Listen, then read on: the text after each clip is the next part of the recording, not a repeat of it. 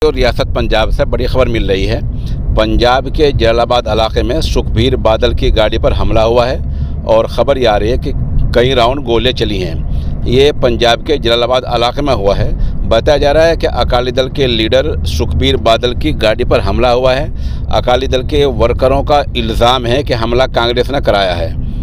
बता दें कि जलालाबाद में नगर काउंसिल के चुनाव हो रहे हैं और उसके वहाँ नामजदगी फार्म नॉमिनेशन भरे जा रहे हैं और आज उनका उम्मीदवार अकाली दल का नॉमिनेशन के लिए नामजदगी फार्म के लिए आया था।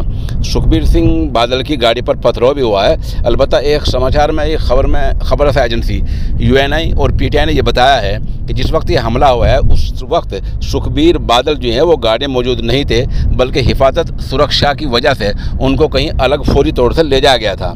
खबर थोड़ी तफसील से सुनना आप। दरअसल जलालाबाद में नगर काउंसिल के चुनाव हो रहे हैं। कल कांग्रेस और आम आदमी पार्टी वर्करों के बीच झड़प हुई थी। आज अकाली दल के उम्मीदवार का नामांकन था, नामजदगी फार्म था।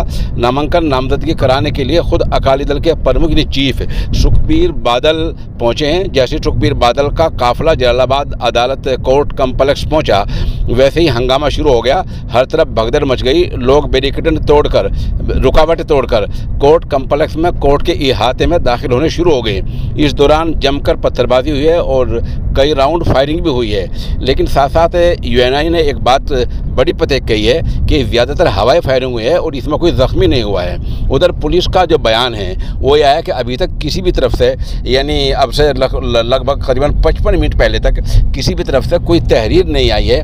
इसलिए पुलिस का बयान यह है कि अभी तक कोई मुकदमा दर्ज नहीं हुआ है। उधर बताया जा रहा है कि अकाली दल के सुखबीर सिंह बादल पर जानलेवा हमले की इसकी जो है चारों तरफ मजम्मत की जा रही है। आपको बतला दें कि आजकल पंजाब में कांग्रेस की सरकार है और इस शहर में जलालाबाद में नगर काउंसिल के इंतखाब चुनाव हो रहे हैं। इन चुनाव के लिए नामजदगी के लिए अकाली दल का उम्मीदवार फार्म भरने आया था।